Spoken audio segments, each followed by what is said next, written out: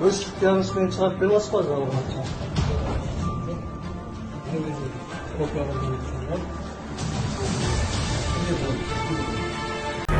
Базар Кургунду коррупцияга шектелип, пробация бөлүмүнүн кызматкери кармалды. Базар Кургун районунда Ички иштер министрлигинин кылмыш иликтөө башкы башкармалыгынын ыкчам кызматкерлери пробация бөлүмүнүн кызматкерин кармашты. Ал шарттуу түрдө кесилген адамдан пара алган деп шектелүүдө.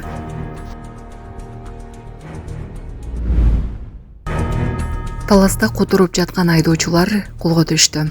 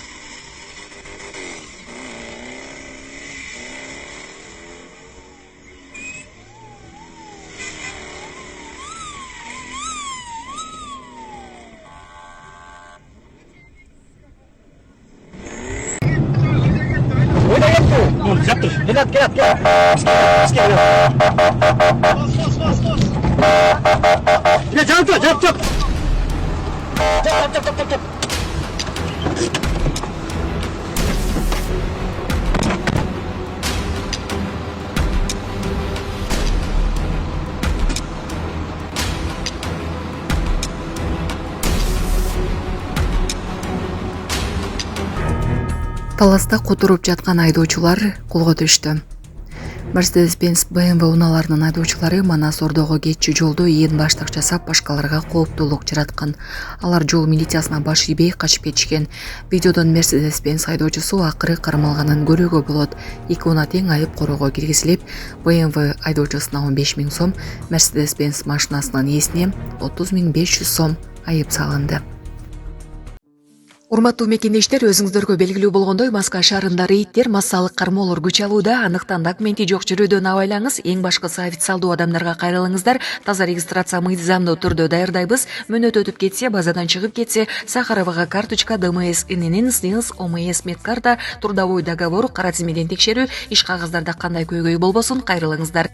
Байланыш телефону +7 929 541 02 05. Садыр Жапаров Бахрейндин падышасы менен жолугуп, аны Кыргызстанга чакырды. Президент Садыр Жапаров Бахрейндин падышасы Хамад бин Иса Аль Халифа менен сүйлөшүүлөрдү өткөрдү. Бул тууралуу өлкө башчынын маалымат кызматы билдирди.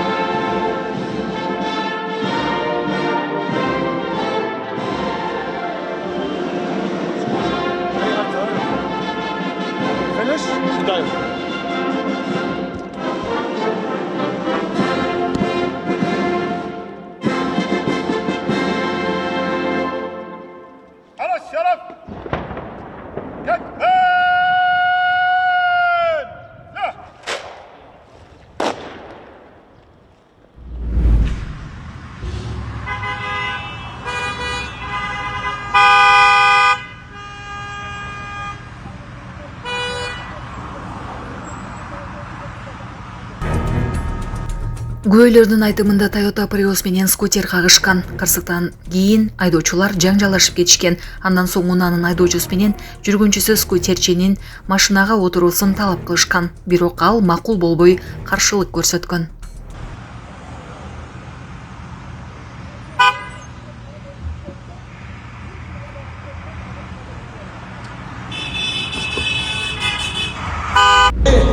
Нурлан мындан кийин жалгыз жүрө бербейт да, туурабы? Буюрса аяш атабызга, аяш апабызга ысык чайын куя турчу, жакында өмүрлүк жубай болсун деген жакшы ниет кылалы. Нурлан Насиптин концертинде алып баруучунун сүйлөгөнү талкуу жаратты. Нурлан Насиптин сахнада 15 жыл аталышындагы концерти Бишкекте 19 апрелде өттү. Учурда социалдык тармактын колдонуучулары алып баруучунун келгендердин алдында сүйлөгөн сөз менен бөлүшүп, ар кандай пикирлерди жазып жатышат. Анда алып баруучу: Нурлан мындан ары жалгыз жүрө бербейт да, туурабы? Буйруса аяш ата апабызга ысык чайын куя турчу, өмүрлүк жубайы болсун деген жакшы ниет кылалы. Нурландын өмүрлүк жубайы аяшыбыздагы залда отурат деген ал ырчынын жеке жашоосун талкуулоого чакырган. Ошондой эле айрым ырчылар сүйүүсүн 50 жашында деле жолуктуруп жатканын айткан. Булак Серепкежи. Нурлан мындан кийин жалгыз жүрө бербейт да, туурабы? Буюрса аяш атабызга, аяш апабызга ысык чайын куя турчу, жакында өмүрлүк жубай болсун деген жакшы ниет кылалы. Андан сырткары Нурландын өмүрлүк жубайы аяшыбыздагы Асел залдын ичинде сиздердин катарыңыздарда отурат. Айтайын дегеним, кымбаттуу достор, адам баласы ар кандайбыз, бардыгыбызда кемчилик бар. Чыгармачылык адамдардын өзгөчө сахнада жүргөндөрдүн ырын угалы, өрүн угуп, анан жашоосуна колдон келсе, залакасын тийгизе турчу жаман сөздөрдү интернеттен жазбайлы. Мен ушул сахнадан бардыгыңыздардан сурап кетем. Чыгармачылык адамдар көнүп калышы мүмкүн сөздөргө, бирок үй бүлө деген бар. Ал Нурландын үй бүлөсүндө эмес, башка чыгармачыл инсандардын үй бүлөсүнө дагы залакасын андан чоң тийгизет. Ошондуктан ырын угалы, болду, башка жашоосуна кийлигишпейбиз. Суранабыз сиздерден. Бирок ошону биз кармансак, чыгармачыл инсандарды чөктүрбөсөк, Нурландын дагы буйруса далай кибырлары чыгат сиздер үчүн. Кыргыз шоу дүйнөсүндө 50ден ашкандан кийин деле сүйүп алышпайбы, туурабы? Аңсыңарындай дагы да болсо жүрөккө жаратканыбыз сүйүп бере берсин. Эң башкысы Кыргызстандагы ар бир жаран бактылуу болсун дейли. Бактылуулуктун аркасынан бардыгыбыз мына ушундай залга